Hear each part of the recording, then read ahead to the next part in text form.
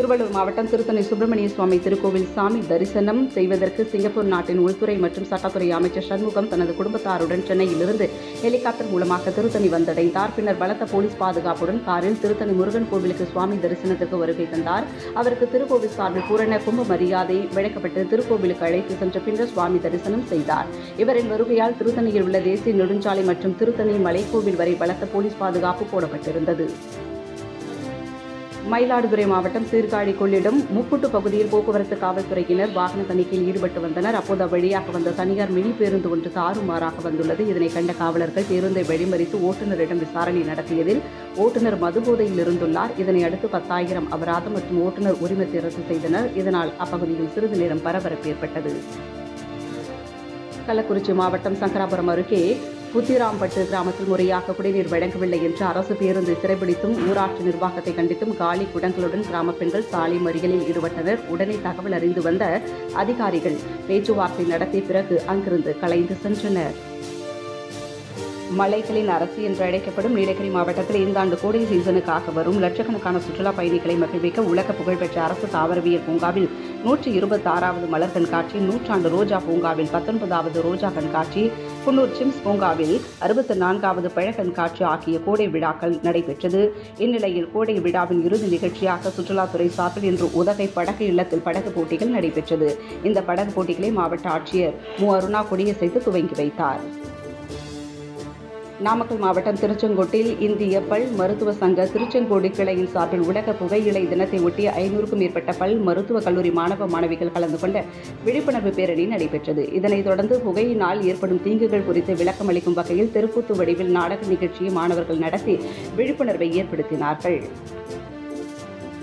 கோபிச்செட்டிப்பாளையம் அடுத்துள்ள நம்பியூர் எளத்தூர் செட்டிப்பாளையம் பகுதியைச் சேர்ந்த மணிகண்டன் கல்லூரி மாணவரான இவர் தற்போது கல்லூரி விடுமுறை என்பதால் நண்பர்களுடன் கிரிக்கெட் விளையாட சென்றுள்ளார். அப்போது அங்கு வந்த கவியரசன் மற்றும் சந்தோஷ்குமார் ஆகியோர் மணிகண்டனிடம் வலுக்கட்டாயமாக கஞ்சாவை விற்றுள்ளனர். இதனால் பயந்து போன மணிகண்டன் நம்பியூர் காவல் நிலையத்தில் கவியரசு மற்றும் சந்தோஷ்குமார் மீது நடவடிக்கை எடுக்க வேண்டும் என்று புகார் அளித்துள்ளார். புகாரை பெற்றுக்கொண்ட கடத்தூர் காவல்துறையினர் கவியரசு மற்றும் சந்தோஷ்குமார் மீது வழக்கு பதிவு செய்து இருவரையும் கைது செய்து நீதிமன்ற காவலுக்கு அனுப்பி வைத்தனர்.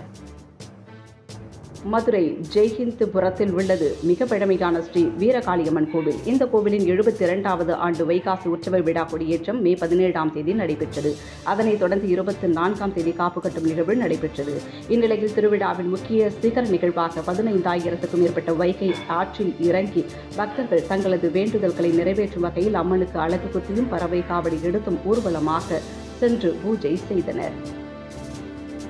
திருவண்ணாமலை மாவட்டத்தைச் சேர்ந்த நம்ம ஃபேமிலி டெவலப்பர் பிரைவேட் லிமிடெட் நிறுவனத்தின் தலைவர் பொன்னுசாமி கார்த்திக் அவர்களின் சகோதரி மகனான சித்தார்த் நரேந்தர் என்ற 5 வயது சிறுவனுக்கு மறைமலை நகர் பகுதியில் உள்ள தனியார் மண்டபத்தில் பிறந்தநாள் நிகழ்வு நடைபெற்றது.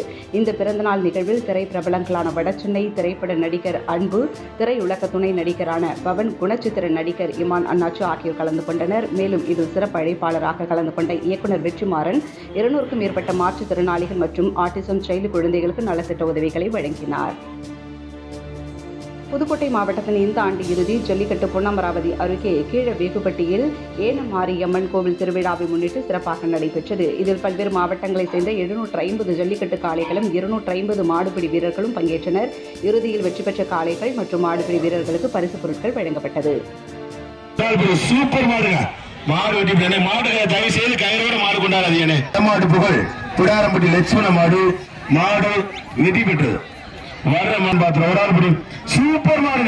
மாடு வெற்றி பெற்றது. சின்ன கருப்பர் கோவில் மாடுங்க, சூப்பர் மாடுங்க, மாடு வெற்றி பெற்றது. அடுத்த மாடு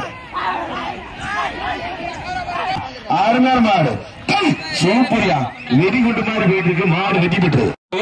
ரொம்ப பிடிக்கும், சூப்பர் மாடு, சூப்பர் வீரர், அருமையான முயற்சி விட்டா தம்பி, சூப்பர் மாடு, சூப்பர் வீரர், அசலா சூப்பர் மாடுங்க, மாடு வெற்றி பெற்றது.